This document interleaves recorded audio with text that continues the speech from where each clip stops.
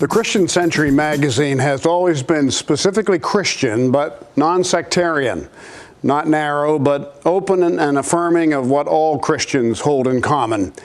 In fact, originally the magazine described itself as undenominational, then non-denominational, then ecumenical. Today, we continue that position by describing the magazine's mission as helping our readers to think critically and live faithfully.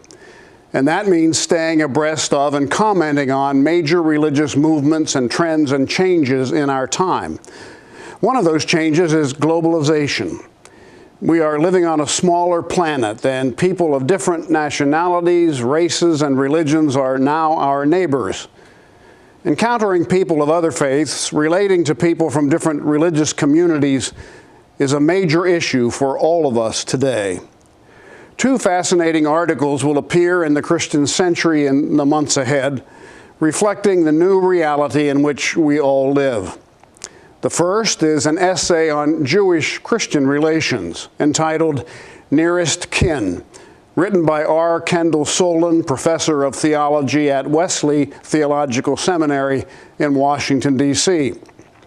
Professor Solon argues that supersessionism, that's a fancy word for the conventional Christian notion that God's covenant with the Jewish people has been superseded by the new covenant in Jesus Christ.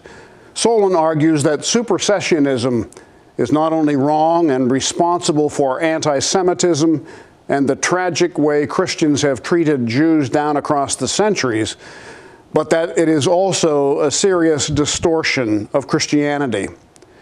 Solon notes that St. Paul, in the letter to the Romans, wrestles with the issue and concludes that God's covenant relationship with Israel continues and warns Christians against rejecting Judaism and Jews who, Paul reminds us, remain God's beloved people forever.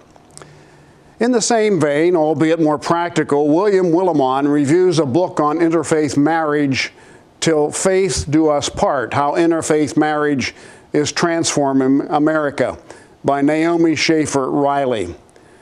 Willimon writes regularly for the Christian Century, has served as a Methodist bishop, a seminary professor, and chaplain at Duke University.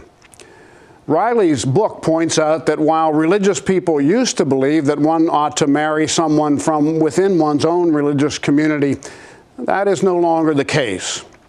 She reports a meteoric rise in interfaith marriages in the United States.